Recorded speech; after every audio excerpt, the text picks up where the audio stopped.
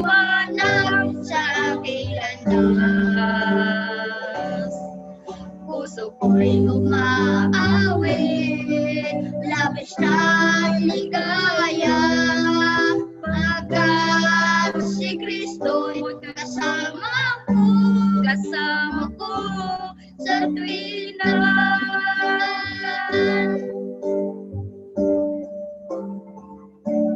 Agos ng tubig sa batis, hampas ng alon sa dagat. Pagtambong ay hindi magbabago.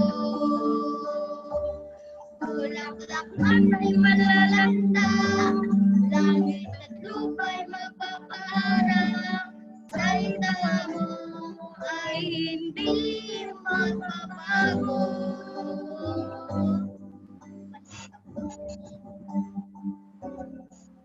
Nais ko'y ika'y sundan, kamay ko ay hawakan, upang makamtan ang buhay na walang hanggan.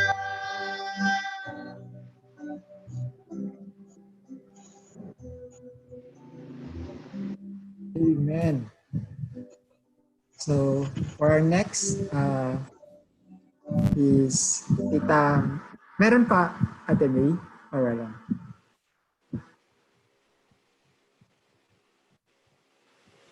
Meron pa ata, sorry. Okay, Tita Minda, pwede na kayo. Testimony? Yes po.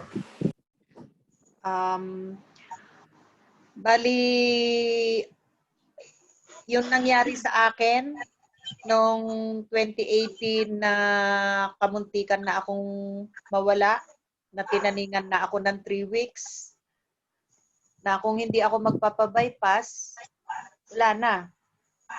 Baka nasa 6 feet under na ako. Ngayon, talagang ang Panginoon ay talagang napakabuti sa mga taong may pananampalataya. Dahil siya yung nagbigay ng pag-asa na para magkaroon muli ako ng panibagong chance. Dahil maybe may mission ng Panginoon. Diba? Ganun naman talaga eh. Kung halimbawa't binibigyan ka pa niya ng chance, that is because meron ka pang unfinished na job para sa kanya. Diba? So, I believe in that. So, pinangako ko na sabi ko, Lord, after my bypass, pinangako ko talaga na wholeheartedly, babalik ako sa inyo, Panginoon. Yun ang aking yun ang aking ibinasal. So, yun yung testimony ko na have faith in Him and be faithful unto death. Yun. Yun ang... Amen. What a wonderful experience for that. Praise God. And now, we'll now proceed to the message by Kuya Harrison. Okay, magandang gabi sa inyong lahat dyan. Napakaganda namang pakinggan yung testimony at saka yung special number. Magalang palang umawit si Jonah May at saka yung panganay nyo, Glenn. Congratulations. Napakaganda yung mensahe ng awit. So keep singing. Maganda yung mensahe para sa Panginoon.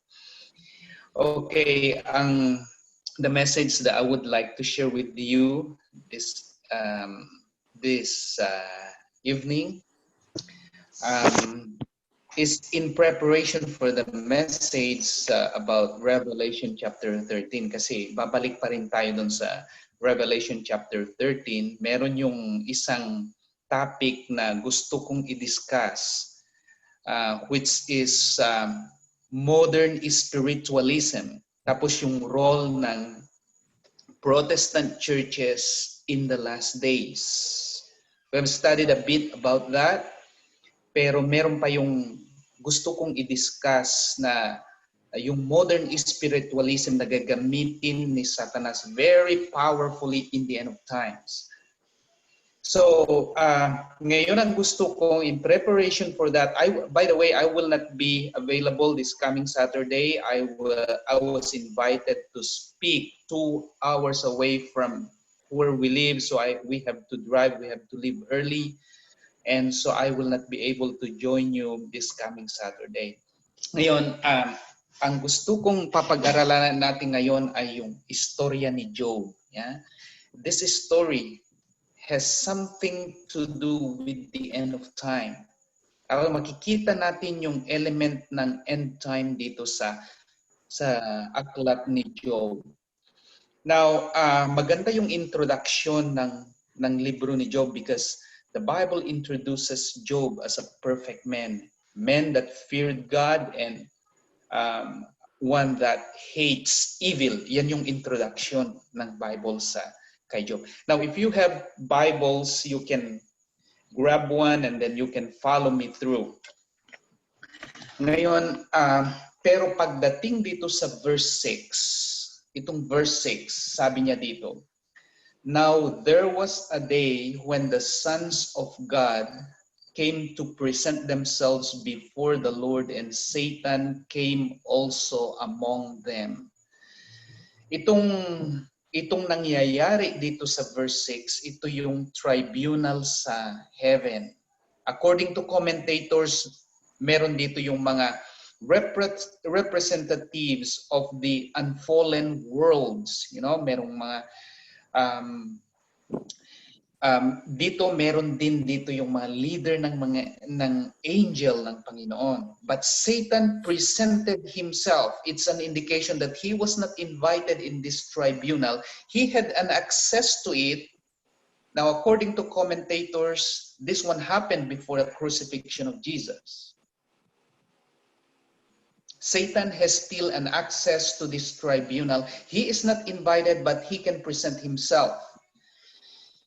Ngayon dito makikita natin sa verse 7, it says, "And the Lord said unto Satan, Whence comest thou? Then Satan answered the Lord and said, From going to and fro in the earth, and from walking up and down in it. And the Lord said unto Satan, Hast you considered my servant Job, that there is none like him in the earth, a perfect and an upright man, one that feareth God and hateth evil? Then Satan answered the Lord and said," ngayon, itong verse 9, very interesting phrase. Sabi ni Satan, "Doth Job fear God for nothing?" He is insinuating that Job, serves God because of the blessings that Job receives from God. Kaya ang tanong ko, masama ba na pagsilbihan ang Panginoon dahil sa mga blessings na ibinibigay niya? Masama ba yan na motivation? What do you think? No. It's not bad. But what about if that's the only reason that you serve God?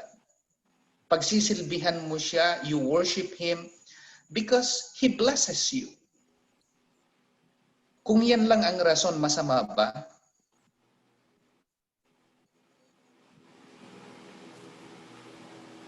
Yes. Masama. In my own.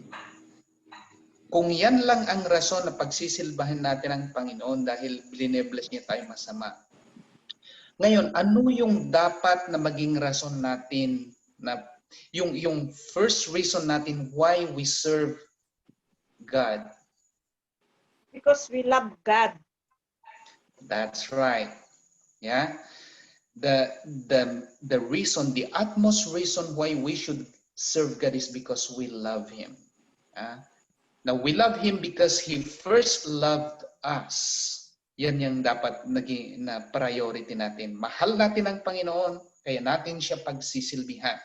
Kahit mawala ang lahat, pagsisilbihan natin ang Panginoon. Parang katulad ba yan ng husband and wife na nagmamahalan sa hirap at ginhawa. Di ba yan yung iprinamis sa Panginoon, Glenn? Di ba?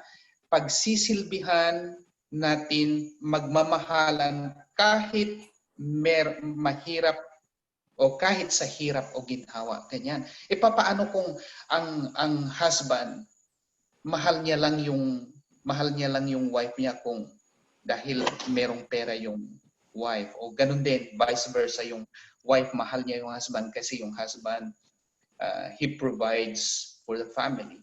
Maganda ba yan na reason? No. If that's the only reason, no. But love, when we love God, we serve God even if He doesn't bless us. But God always bless us, right? Now, so ngayon, yung first accusation ni Satan is here. Sabi niya, pinagsisilbihan ka lang ni Job dahil pinagpapala mo siya. In other words, Job serves you because there is a blessing. Ang pagmamahal walang genuine na pagsirwi ni Job sa iyo. Yun yung first accusation. So indirectly, Satan is accusing Job. Yan yung si Satan. He is the accuser of our brethren. But when you come to verse 10, Satan accuses in front of the tribunal not only Job, but God also. It says right here in verse 10, has you not made an heads about him and about his house and about all that he had on every side? Thou hast blessed the work of his hands, and his substance is increased and in the land. Yan sabi ni Satan sa Panginoon. In front of the tribunal, the angels, the representative of the unfallen worlds were listening. Hey, you have heads, Job. I cannot reach him. I cannot tempt him anymore. Totoo ba yan? Hindi totoo yan.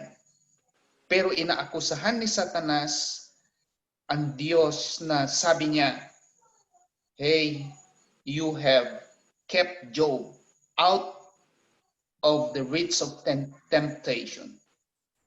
And you have blessed him. Pero very interesting yung statement ni Satan sa verse 11. But put forth thine hand now and touch all that he had, and he will curse thee to thy face. Merong maganda dito na gusto kong i-emphasize. Sabi ni Satan, put forth thy hand now and touch all that he had, and he will curse thee to thy face. Alam natin yung story, right? Who is going to bring destruction upon Job? Will it be God according to the story, or Satan? Si Satanas. Pero sabi niya dito, napakakuan yung statement na dito. Put forth, you God, you put forth your hand against Job. Touch all. You God, touch all the things. So he is insinuating in front of this tribunal that it is God who's going to destroy everything. He's trying to put in the minds of the beings that are present here that it is God who is going to destroy Job. So makikita natin dito parang may hidden agenda. And so we're going to see here that Satan has a hidden agenda. In everything that's transpiring in the world today, Satan has a hidden agenda. Makikita natin dito ngayon sa verse 12. And the Lord said unto Satan, behold, all that he had is in thy power. Only upon himself put not forth thine hand. So Satan went forth from the presence of the Lord. And there was a day when his sons and his daughters were eating and drinking wine in their eldest brother's house. And there came a messenger unto Job and said, the oxen were plowing, and the asses feeding beside them, and the Sabaeans fell upon them and took them away. Ye, they have slain the servants with the edge of the sword, and I only am escaped alone to tell thee. Makita natin, sino yung who is behind the Sabaeans here? It was Satan. Sino yung Satan working through the Sabaeans, working through human beings that accept the version of his government. So makikita natin, pero pagdating natin sa verse 16, very interesting tong verse 16. Tingnan natin yung verse 16, sabi dito, while he was yet speaking, there came also another and said, ano yung sinabi ng Bible ni Dan? Dito sa Bible ko, it says right here, the fire of God is fallen from heaven and had burned up the sheep and the servants and consumed them, and I only am escaped alone to tell thee. Yung first na servant that was, of course, left by Satan. He destroyed, the asses, the oxen, and then the servants that were taking care of those animals.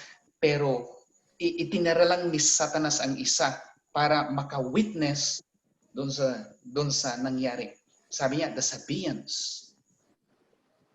Satan working through the Sabaeans, and now in verse 16, yung servant, he came and he said, the fire of God is fallen from heaven. Parang ito yung nakita natin sa Revelation chapter 13, ano? Na yung second beast, he causeth fire to come down from heaven in the sight of men. Ito yung sinasabi ni Job.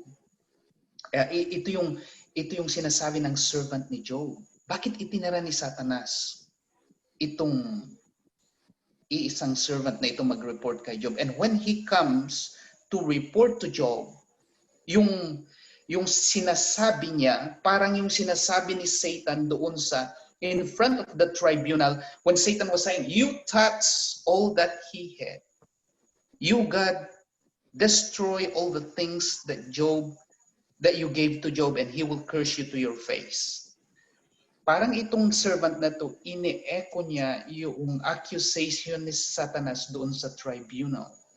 And exactly the servant was conveying the words of Satan. Makikita niyo ba yan dyan? The fire of God is fallen from heaven. Dalawang bagay dito.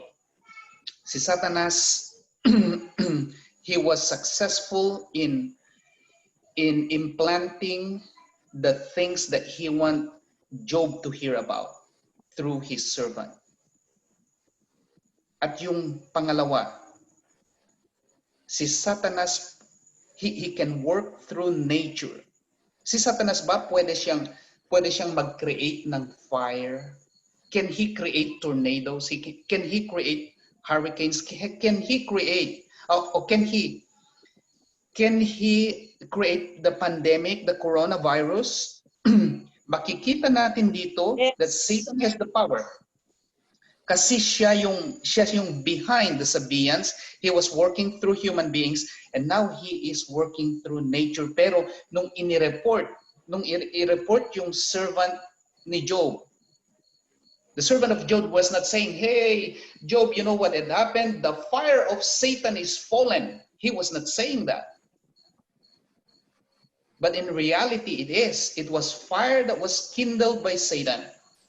Pero ang sinasabi nitong servant na to, the fire of God is fallen from heaven. That was what the wife of Job was hearing, and that's what Job was hearing.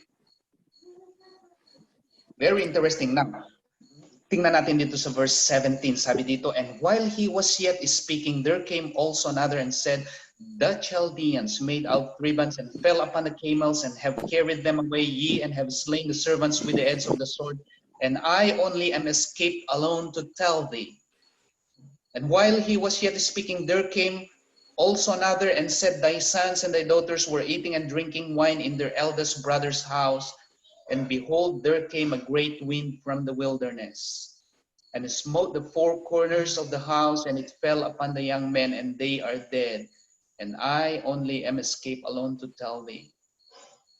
So, interesting, the great wind from the wilderness.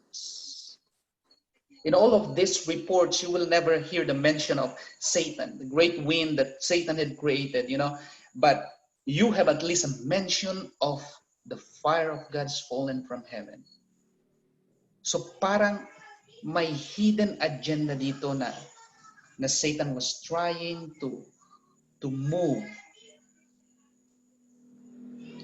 Ngayon, ang tanong, was Job aware of all these things that are happening? I don't think so. Probably he cannot even explain why. Pero ang maganda dito, makikita mo yung testimony later on ni Job na sabi niya, I have fed the hungry, I have given clothing to the naked. So Job had been very good. He had been faithful to God. He had done everything that he could in order for him to become a genuine Christian. Pero what is the hidden agenda behind this? Makikita natin sa story na ito. Satan was trying to weaken the faith of Job. He's trying to attack Job. He's trying to use, nature and then the properties of Job in order to weaken the faith of Job. Pero makita nyo dito, sabi dito sa verse 20, then Job arose and rent his mantle and shaved his head and fell down upon the ground and worshiped. Parang it's a call to all of us, right? Na take the world but give me Jesus. Actually, that song was personified in this story, in this experience. No? Kahit wala ng blessings ni Job, Job was still worshiping the Lord. And then verse 21, very interesting verse 21.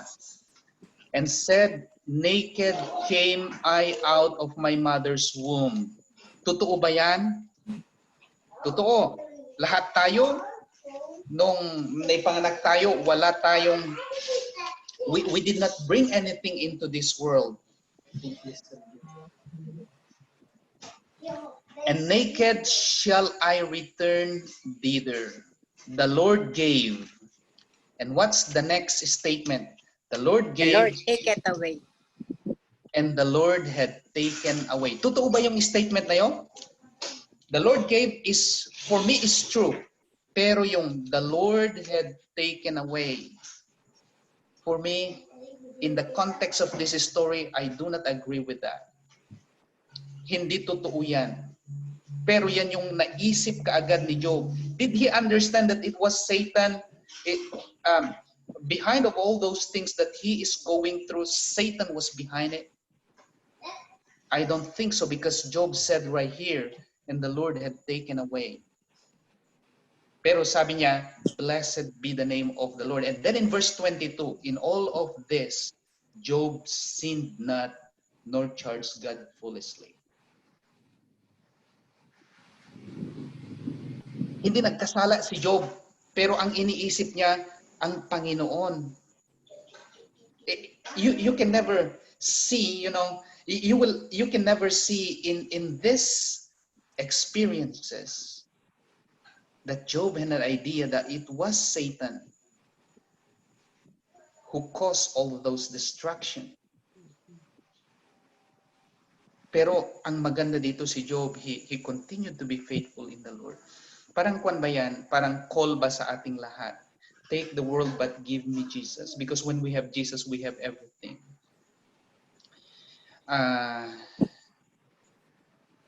Iyan yung story ni Job, right? Now, let's go to a part of chapter 2. There is again a tribunal, and Satan presents himself. And in verse 3 it says, and the Lord said unto Satan, has you considered my servant Job, and that there is none like him in the earth, a perfect and an upright man, one that feareth God and hateth evil, and still he holdeth fast his integrity, although you movest me against him to destroy him without a cause.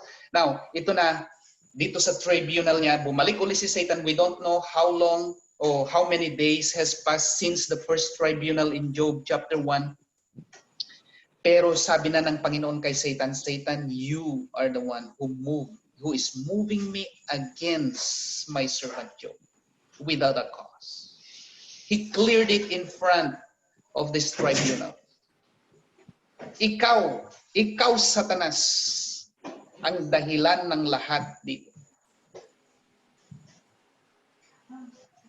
And now verse 4. And Satan answered the Lord and said, skin for skin, ye, all that a man had will he give for his life, but put forth thy hand. Now, the same thing that he said in front of the tribunal, the first tribunal. You touch his bone and his flesh, and he will curse thee to thy face. Alam natin yung story. Satan, he was given the permission by God to go and afflict Job. And he went and afflicted Job with boils from the sole of his foot unto his crown. And in verse 8, and he took him a potsherd to scrape himself withal, and he sat down among the ashes. Then said his wife unto him, those you still retain thine integrity, curse God and die. Bakit alam natin na yung wife ni Job, she was thinking that it was God who is behind all of the bad things that had happened to their family. Kasi sabi niya, curse God, instead of her saying, curse Satan, this Satan is the cause of all of this. Hindi niya sinabi yun.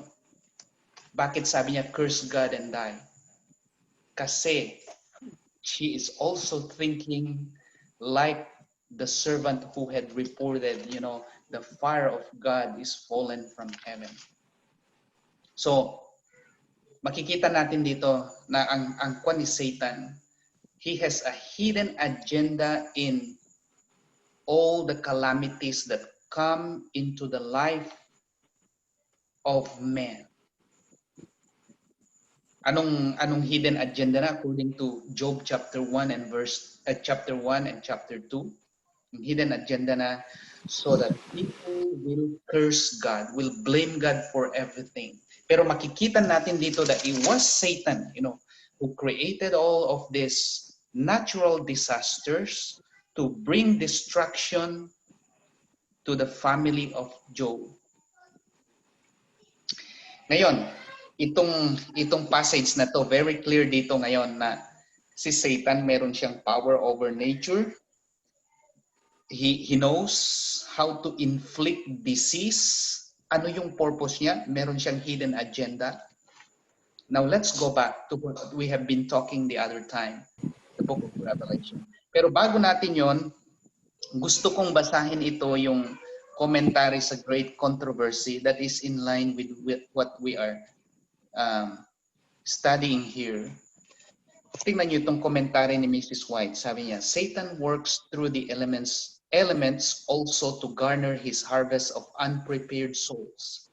He has studied the secrets of the laboratories of nature, and he uses all his power to control the elements as far as God allows. Anong sabi dito? Sabi dito that Satan has studied the secret laboratories of nature, and he uses all his power to control the elements as far as God allows.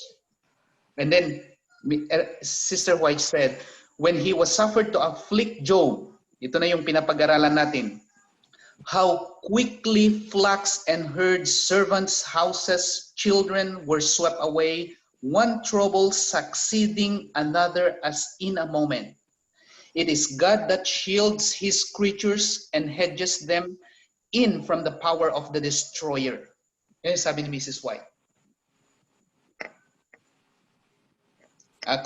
Kung hindi tayo naniwala na Satan has the power over nature, you just go to the internet and you will see nowadays that science is able to produce cloud and then produce rain.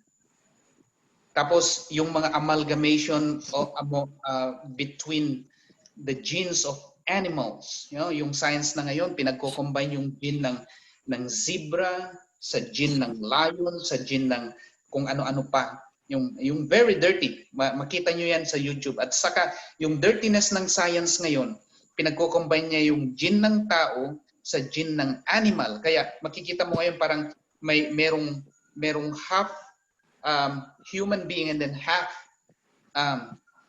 animal. Nakita nyo ba yan sa internet? That's a very dirty part of science nowadays. Now, ang tanong, sino ang behind yan? Who is behind that? I believe with all my heart that it is Satan that is motivating all the advances of science in that field. It is not permitted by God. Kaya ang mundo na ngayon napakasama talaga. Even science is trending into that forbidden ground. God had created animals to produce after its kind, human beings to produce after its kind. Now, human beings are treading into a forbidden ground. Ngayon, sabi dito ngayon sa comment na ito, while appearing to the children of men as a great physician who can heal all their maladies, he will bring disease and disaster until populous cities are reduced to ruin and desolation. Even now, he is at work in accidents and calamities by sea and by land, in great conflagrations, yung fire, in fierce tornadoes and terrific hailstorms, in tempests, floods, cyclones, tidal waves, and earthquakes in every place and in 1,000 forms. Satan is exercising his power. He sweeps away the ripening harvest, and famine and distress follow. He imparts to the air a deadly taint, and thousands perish by the pestilence. Very interesting na yung statement na yan. He imparts to the air a deadly taint, and thousands perish by the pestilence. Hindi ba yan yung nakikita natin ngayon, yung COVID. yung COVID-19? These visitations are to become more and more frequent and disastrous. Ano ngayon yung purpose ni Satan, yung hidden agenda? It says right here. And then the great deceiver will persuade men that those who serve God are causing these evils. The class that have provoked the displeasure of heaven will charge all their troubles upon those whose obedience to God's commandments is a perpetual reproof to transgressors. It will be declared that the men are offending God by the violation of the Sunday Sabbath, that this sin has brought calamities which will not cease until Sunday observance shall be strictly enforced. So sino ang sa tingin ninyo behind all of the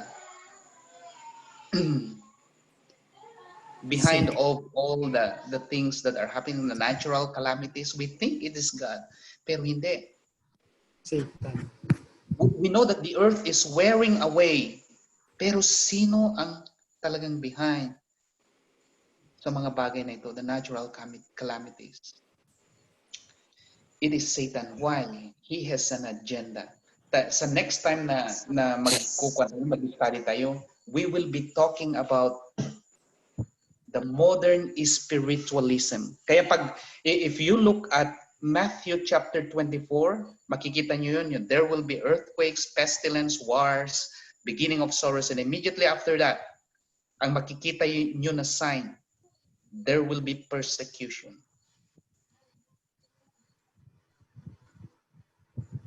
Okay. So ito yung kwan natin. Next time we're going to study about modern spiritualism. Ano yung relationship ng mga ito na nangyayari na ngayon? Yeah, the fires in California, you know, yung nangyari nga ng pandemic, yung all of this are coming to a certain point in human history. it's a call for us that we need to be more faithful to God. Take the world but give me Jesus. Mawala ang lahat ng bagay sa mundo. Meron lang tayo ang Panginoon. Kasi kung meron tayong Panginoong Jesus, we have everything. We have peace, we have joy. God will never forsake us. Tapos, there is a heaven that is awaiting for us where there is no more death, no more pain, no more suffering, no more diseases. Yeah? Heaven is incomparable to any riches in the world. That's why yung song na Take the world but give me Jesus means a lot. It means everything. Jesus is the most important treasure. But what about if we do not have? Then we miss everything in the world. Okay, I think I'm done. Thank you, Kuya. Nice. So, siguro bago tayo mag-proceed sa prayer kasi medyo may effect yung message ngayon. I'll give 5 minutes para sa short reflection natin. Sana bullet size yung reflection natin para makapagsalita lahat. Okay?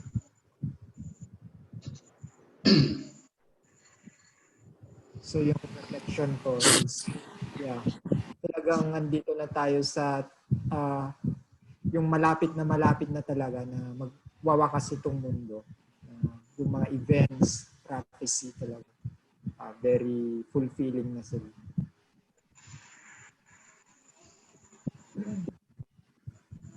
And we must prepare and love again. Hindi tayo matatakot.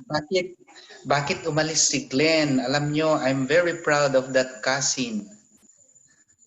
He is faithful to the Lord and he is with his family serving the Lord. Saan pumunta yan si Glenn? I want to...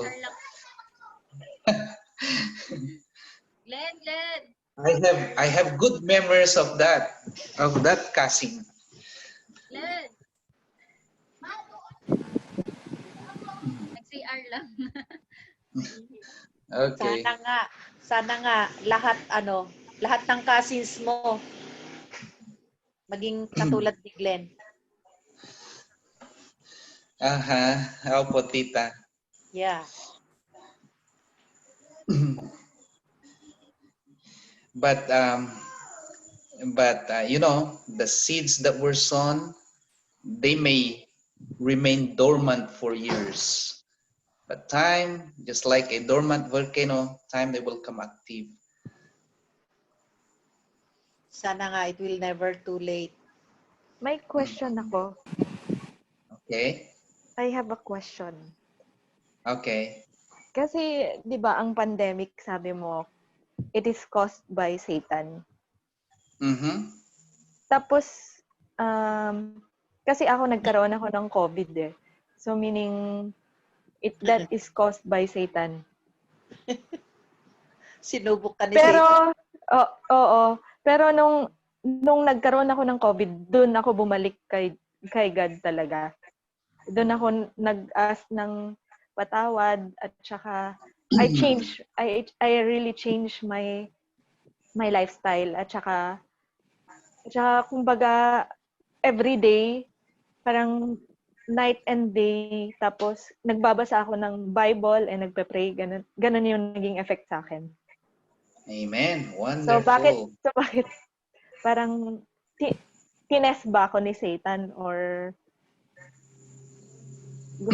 No, ganito yan.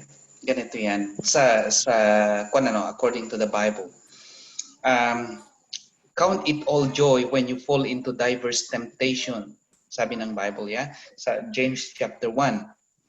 Kasi yung temptation, it will produce patience. Yun yung sabi niya.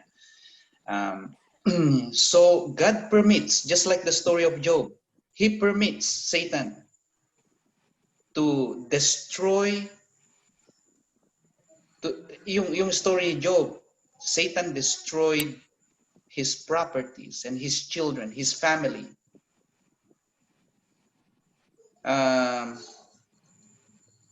Why did God permit him to do that? After Job went out all of these troubles, his faith in God became more tender Stronger. and stronger. Parang katulad ba natin, mas patient ba tayo ngayon kaysa 10 years ago or 20 years ago? Yes. Why? It was made possible because of the experiences that we went through. Through those years, God had been teaching us to be more patient. Amen. Tsaka Okay. din, di ba Oo. sabi sa Bible na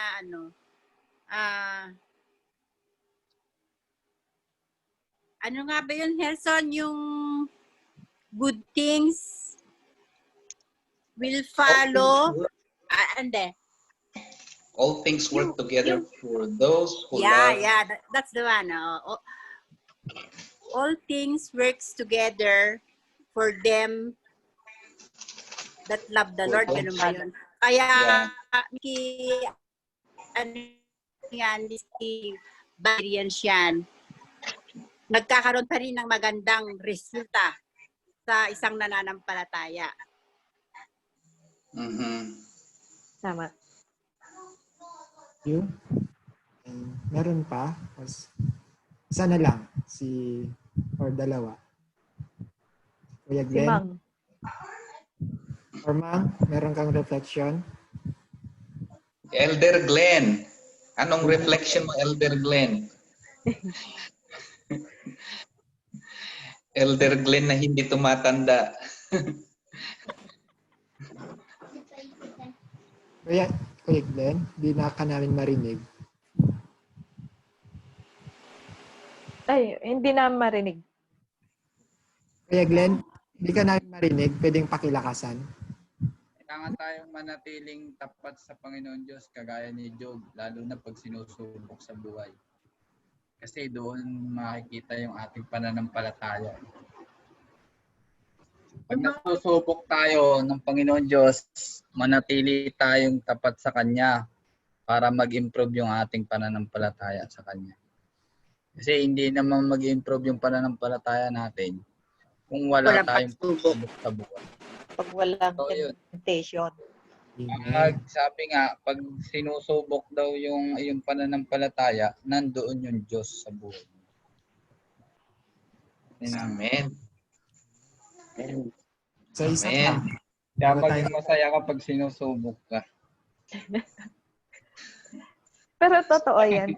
So, kailangan may trials, ano? So, parang ginto na kailangan isuong mo sa apoy para ma-purify. Tama. Tama po yan. Sa yung tunay na ginto lalabas. Ngayon, yung ginto, para sa Panginoon, yun yung character natin. Para sa Panginoon yan, yung treasure niya. So, last. Kuya Vince. Dugtungan ko na lang yung mga sinabi nila na magaganda talaga. Bagaman tayo ay nasusubok, huwag natin kalimutan din na ang Panginoon in control sa lahat. Alam niya yung sumusobrang pagsubok. Kasi may pagsubok na gigiba sa atin. Pag hindi yan kokontrolin ng Panginoon, yung hindi niya titimplahin sangayon sa wisdom niya, baka hindi natin kayanin. Kagaya sa karanasan ni Job, sabi ng Panginoon, sige, subukin mo siya, wag mo lang galawin yung buhay niya. At nakita ko rin doon, siguro yung asawa niya, isa rin sa mga hindi nawala yung asawa ni Job sa kwento niya. Kaya maaaring ang Panginoon, kinokontrol niya rin yung mga bagay-bagay para hindi sumobra yung pagsubok na inialaw niya sa bawat isa sa atin. Kaya pag may pagsubok,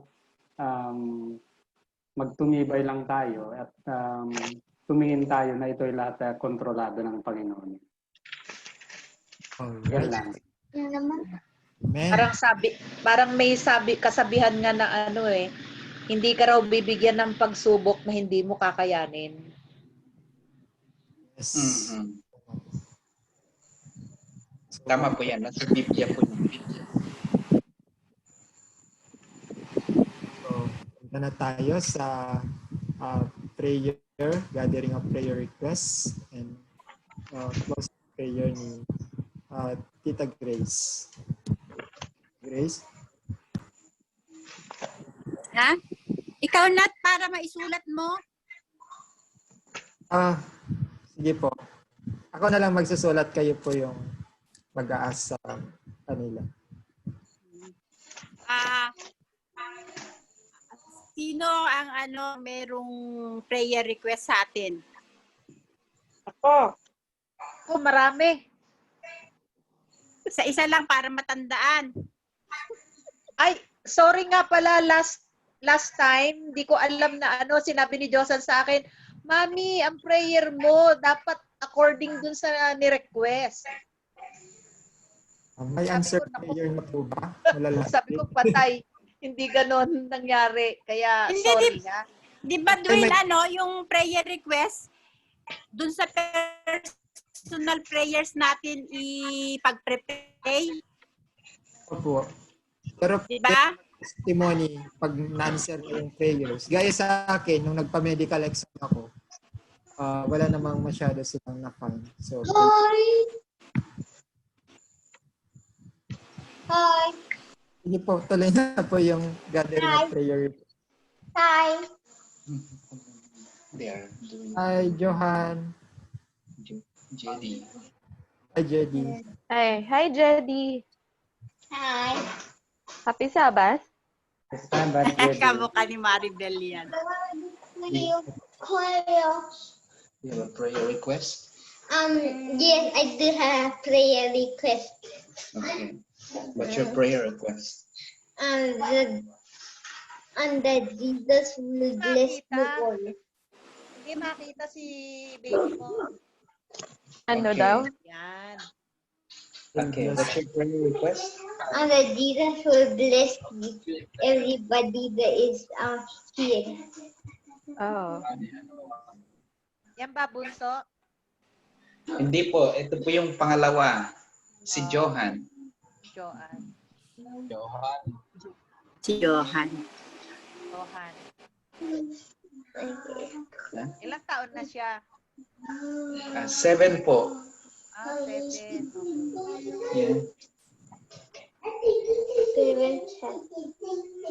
7 anyos. Mhm. Sino pa ang may prayer request sa atin? Ako still the same. Yung all about Nathan. Tan. Nathan. Si Nathan. Si Si Mang. Abidal, ano nga? Mang, ano prayer request mo? Ang prayer request ko ay ma-convert lahat ang mga pamilya nila sa faith para maging sa pagdating ni Jesus. Amen.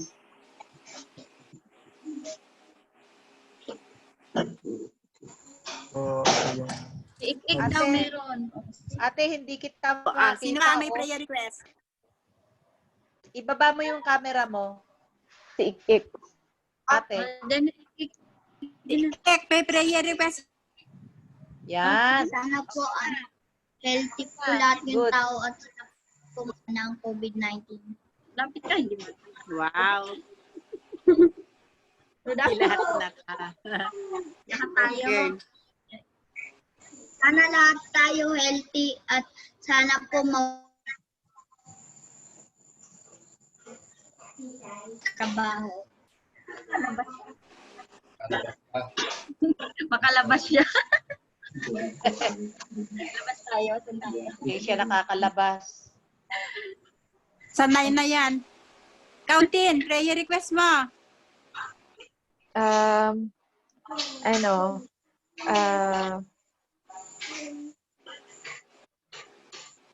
Prayer request, sige. Answer to the long time na I've been waiting. yung kasi ngayon ongoing pa yung application abroad ko na hanggang ngayon pinaprocess pa pero wala pang answer. It's either yes or no or approved or not approved sa USA. So ngayon earnestly na pinagpe-pray ko yon ngayon na sana bigyan ako ni Lord ng answer. It's either a yes or a no. I know na kung ano man yung magiging answer niya, will ko yun. Kasi kailangan ko lang ng leading na next steps ko after ng after ng answer na yon. Okay. Yun, Vic. Sa amin dito, yung paglipat namin sa bagong bahay, medyo mabigat to eh. Mabigat na gawin. Kaya, Hindi naman kasi malapit lang. sige po, strength. May jeep naman na ikarga sa jeep. Sige po. Yun na lang po. Bukas kasi umpisahan namin eh. Mag-hire kayo ng katulong niyo na lilipat. Ciao, Pastor. Meron kang prayer request? Yeah, I have a prayer request, but one that I would like to ask is God will provide to my sister Christine a God-fearing man.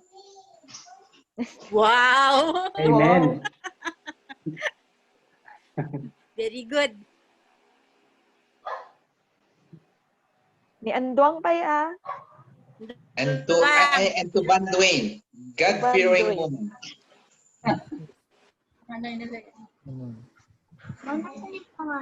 Kalimutan nyo si Ago. Sago. Ago, he's healing. He's healing. Yes, Ago. Anak ni Tito Dalian. Tagalog din. Tagalog. Palabasin mo si Ago. Si Daddy kanina, nandito na eh. Nauna eh. Di ba, Tita Mi? Tawagin mo. Okay. Ago! Yung prayers. Anong request ni Ago? Okay, wala na ba? Wala nang prayer request? O na lang, Ago, baka may prayer request. the spirit na sana reach out pa natin yung ibang member natin sa family. Nila Cruz family, yung part nila. Kaya ito buong at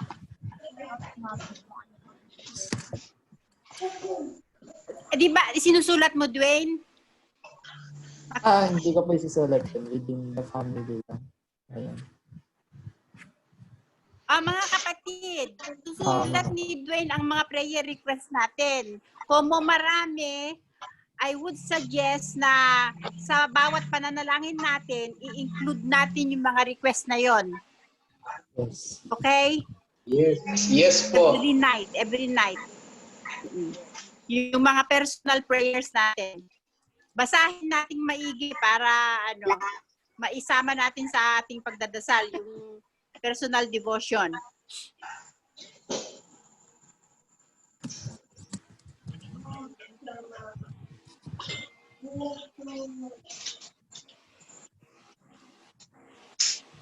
Ito, na po tayo siguro. Kita Grace.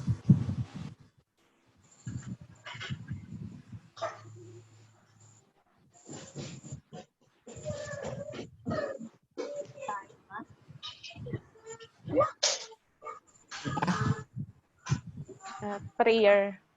Okay na? Opo. Sulat ko na po. Gusto niyo po makita sa wall? Share mo na lang screen mo. Ito na lang.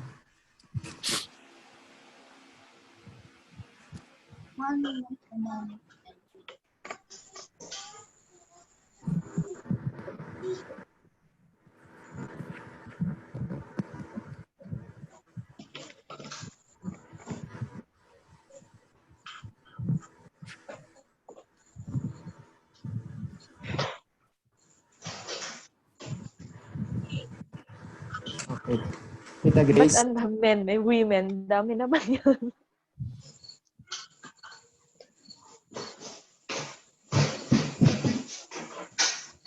Let's Ayan po ang mga prayer request natin ha. Yan. Okay po. Okay, ito ipagpe-pray natin sa ating mga personal prayers hanggang sa magkaroon ng answer. Okay? prayer request kay Tita.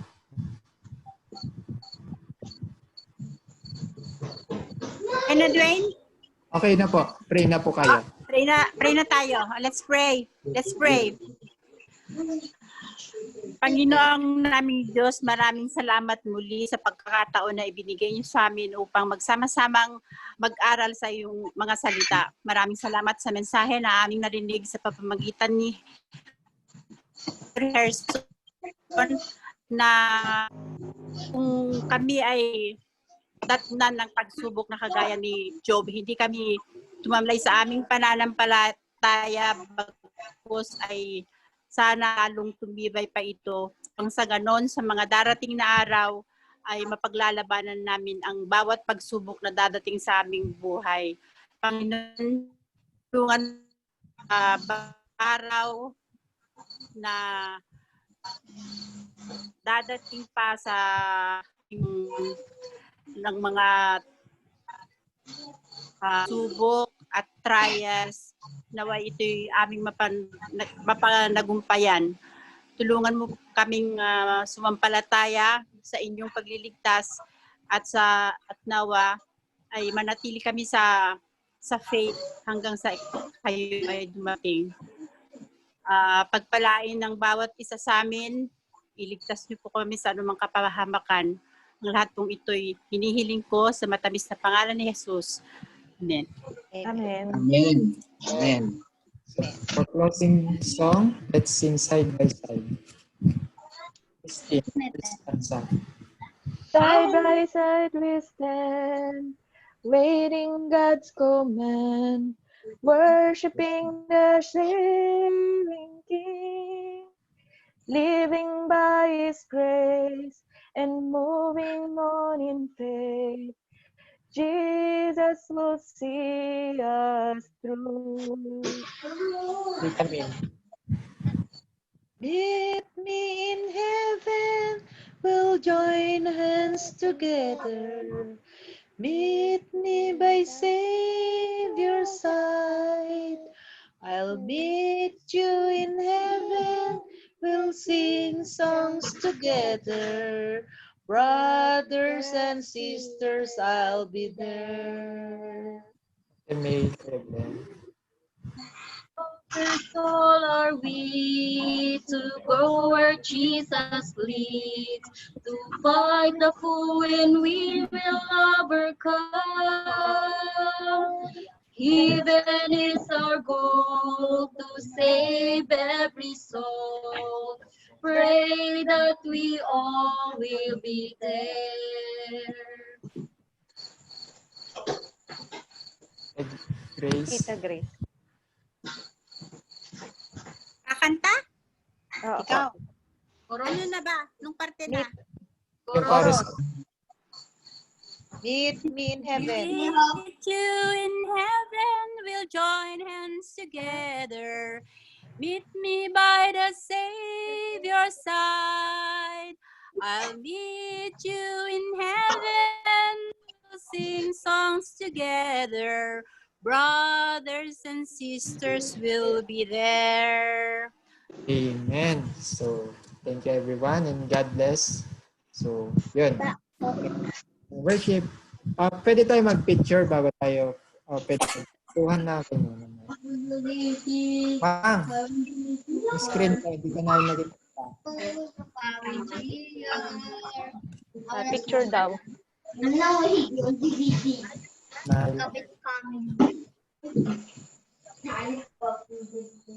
May itaas mo yung kwan mo ma, yung hindi ka namin makita. Yan. Ayan.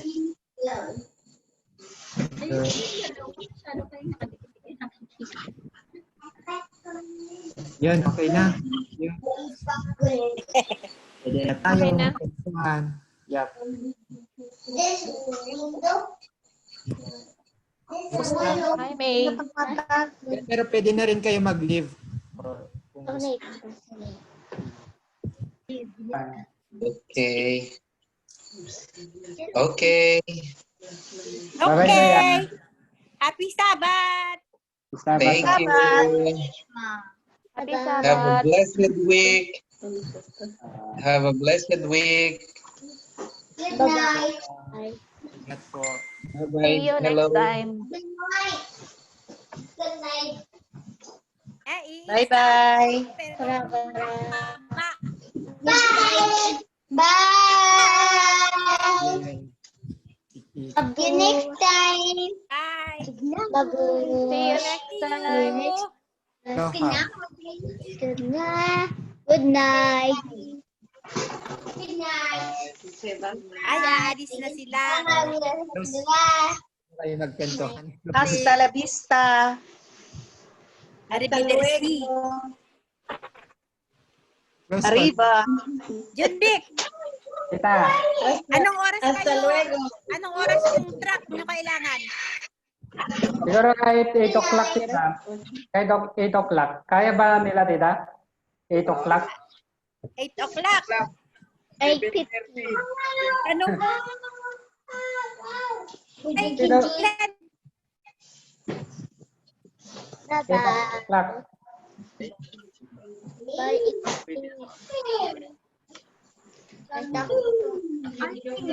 Kanino mo? Kanino ano? Kanila. Alas 8 daw. Gerson, magsusumba pa kayo? Hello. Ay, kuya. Lumapit ka kasi hindi ka marinig. Pwede na magsimba viewers. Gerson, magsimba pa? Simba ka pa? Yes. Magsisimba pa kami. Okay. Happy Sabbath sa inyo. Thank you. Have a blessed week sa inyong lahat dyan. Okay. We Same. are always praying for you. I'm mentioning you in my prayers, everyone. Thank you Wow. for having a nephew pastor. We are so grateful. Ako, Gerson, tuloy-tuloy nga Oh. ito tuwing Sabat. Good morning. Good morning. Dapat lahat kayong lalaking magkakapatid naging pastor ano. September na tayo mag-meet. September. Ay, hindi. Ikaw pala. September. September na. Sa Sabado, sino ang speaker ngayon? Ni Mana. Oo.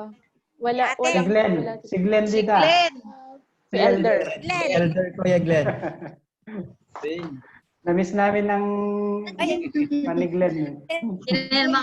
ka sa sound.